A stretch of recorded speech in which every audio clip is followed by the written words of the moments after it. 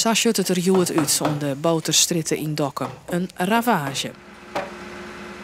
Een hele dag eerder zet de brandwacht nog alles op alles om de gebouwen vlakbij de zaak te behouden. Omwoners werden vannacht al gauw in veiligheid gebracht, maar ben wel botskrokken van de grote branden. Ik lag in bed te slapen en in één keer kwam mijn moeder en die zei brand, brand, brand. En ik zei, nou waar dan? In de keuken? Zei ze, nee, het komt van buiten. En toen zijn we gauw naar buiten toe gerend. In blote buik en alles, dus dat was niet heel fijn. Nee.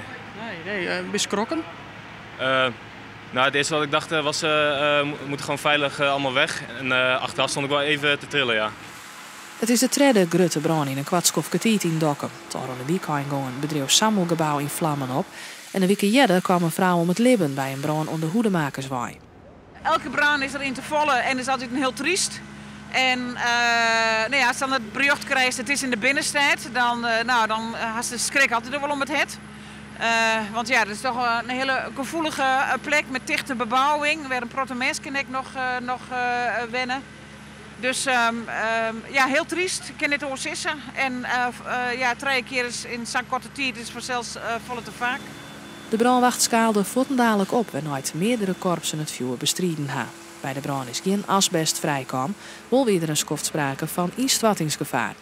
Van het café De Zaak is niet meer roer. Op het stuit is het pand waar de brandweer gevonden heeft. Dat pand kan als verlem beschouwd worden. De brandweer heeft de inzet vooral dienen om de naastgelegen pand te redden. En zodat het nou lijkt in dat slagen.